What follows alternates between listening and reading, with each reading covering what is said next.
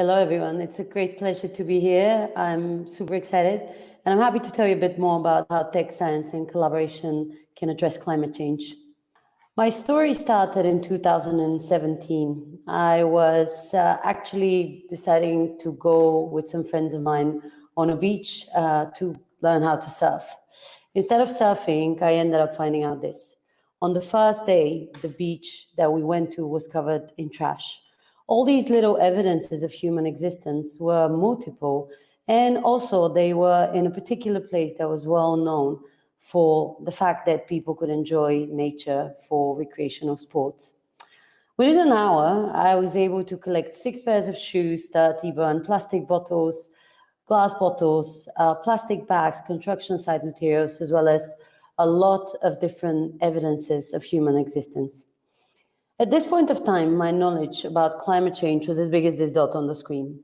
Absolutely negligible. I was living a comfortable life in London, which was definitely not defined by conscious decision-making when it came to purchasing or consumption. I did what all of us do when we get excited or concerned about a certain topic. I decided to educate myself. I bought a lot of books, I watched a lot of videos, I subscribed to some magazines, and also listened to a lot of podcasts, to only find out that scientists had been talking to us for decades about the same particular issue, which was climate change. And they had been giving us a lot of different toolkits to align ourselves to be better with our planet. Yet, the movement wasn't that big. 3 key statements came out of this discussion and of this analysis that I made for close to a year. First of all, it was about the fact that businesses were the key to addressing climate change behind the issues, essentially, that they were in charge of creating. Businesses were responsible for more than 70% of emissions on this planet, but also were this type of actor that was innovative, that was really clear with defining how growth can be achieved. And it was also massive groups of people that were able to work together towards a big goal. The second aspect was that climate change was a source of knowledge, but also of solutions. Not only that through experiments we had been able to find out what the problems were, we were also able to find out how we can solve them. And finally, one of the other key aspects of my learning was about the fact that unfortunately, the problem was a bit too big for any single stakeholder to be able to address it by themselves. Hence, we all needed to work together as individuals, as businesses, governments, NGOs, scientists, in order to be able to address climate change effectively. So, today we pose ourselves the question, is this the combination that is going to allow us to address climate change effectively and bring back the health to our planet? Let's explore and find out the answer. Lesson number 1, science. So Svante, a Swedish chemical scientist, in 1986 started speaking about the fact that actually emissions are leading to increased temperature and increased effects on our environment. So these were the first evidences of the fact that there was something that was affecting our climate to be changing. Unfortunately, the discussion didn't lead to a lot of deliberation or a lot of collaborative approach to address it. So we needed to wait and fast forward to 1956, when actually the New York Times picked up the story again and defined the problem, saying that accumulating greenhouse gas emissions from energy production would lead to long-lasting environmental changes. This was the moment when the discussion picked up a lot, and this was the moment when we started talking about it a lot more actively. Yet the effects maybe were still not there. Why is science an important element of this whole discussion? Well, scientific experiments have multiple times confirmed exactly the same thing. This is just a graph that explains how essentially temperature anomaly is confirmed by different sources, by different institutes, including NASA, Berkeley, Hadway Center for Climatic Research, and also the National Center for Environmental Information in the US and others. essentially defining and putting evidence behind statements that we already see now, maybe in terms of headlines in our media. So science has been working hard on this and has been defining the fact that we will be actually affecting the temperature of our planet because of the fact that we're polluting our oceans with plastic. Science has also been able to speak about the fact that there was going to be an increase extreme weather events in terms of strength, but also in terms of frequency if we continue not addressing climate change effectively. And unfortunately, this is still, again, what we've been able to see. And finally, an important aspect that has been also defined by science has been the fact that biodiversity and different species are going to be affected due to the fact that habitats are going away and they're becoming deserted. So the lessons from science are one side of the story, and they have also been proven by other events that we know of. This is an unfortunate photo only from last week, showing how Honduras has been one of the affected countries by the floods and, unfortunately, the increased destruction that Hurricane Iota has affected with. This is a headline from FT that actually shows the way we exist at the moment and a level of unsustainability with regards to the fact that our cities are overpopulated, and also there's a lot of busy streets that are increasing the levels of pollution. So after we've learned about science and the fact that there's been a lot of experiments, a lot of learnings, a lot of research that has led to us seeing in our own reality the facts of what the effects of climate change could be, let's move to technology. What are the opportunities sitting there? In PlanA, we believe in science, but also we believe in data and in technology. Because of this, we've decided to combine within one product the scientific side and also the data and tech side. We've developed a software that enables companies to calculate, monitor, and reduce their emissions. We've seen the opportunity in technology to optimize the process of bringing transparency to companies on how they essentially can be proactive with addressing their emission issue and actually using data to be transparent about how they're performing or not. Another aspect of technology has been machine learning, and this is one only example of many that can be given on how technology can be applied to address climate change.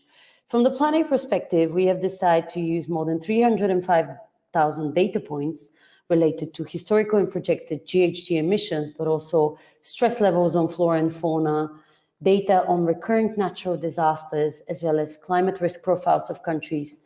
And all of these data points have been able to give us a lot of clarity by using machine learning, by using algorithmic work on how different countries as well as industries are going to be affected by climate change. Technology is also deeply embedded into the way all of these fantastic organizations and the data that we've been able to use are operating.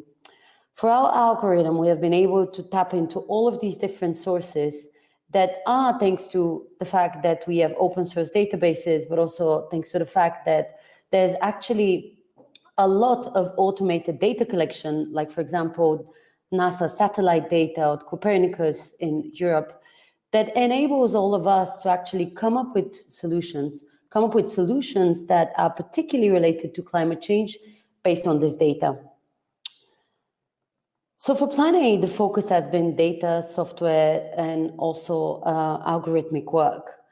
But let's look into the collaborative side. This is only our perspective. How can others contribute to essentially addressing these issues and implementing further technologies that can address climate change and use the scientific knowledge that is out there? This is an example of an event we organized in the middle of Berlin last year, where we collected a ridiculous amount of trash, thanks to the efforts not only of the PlanA team, but also of a big company based in Berlin. For 2 hours, we were able to find bikes, we were able to find, as you can see, piles of cigarettes, piles of bottle caps. And this, thanks to the collaborative effort of two different companies that wanted to affect positively the health of our planet. This is another example of a collaborative approach towards getting people engaged with regards to fighting climate change. We organized an oversubscribed quiz that was collecting money to support environmental causes across Europe. For this event, we gathered people from all over Berlin to essentially enable them to play in a quiz, but at the end be able to support a bigger cause, one that is related to the fight against climate change. Another fantastic example of the collaborative approach of our work, but also of the work of many others, is this event where we connected together with the city of Berlin, with some of the parties working actively on climate change, as well as some NGOs. And we organized a big discussion, a few-hour event, where people could ask politicians about what they could do in order to increase the mobility situation in their city. This led to essentially an opportunity for individuals that don't necessarily work in politics to understand how their day-to-day decisions actually affect the existence of the whole city, but also the health of the city itself in terms of mobility. Another event and another collaborative approach to our work has been a 700-person cleanup in a huge park that we did in Berlin. This is just one of the organizing committees, but the truth is that we had more than 700 people showing up on a single day, all of them finding these hidden treasures within the park that actually should have been in the bin bag.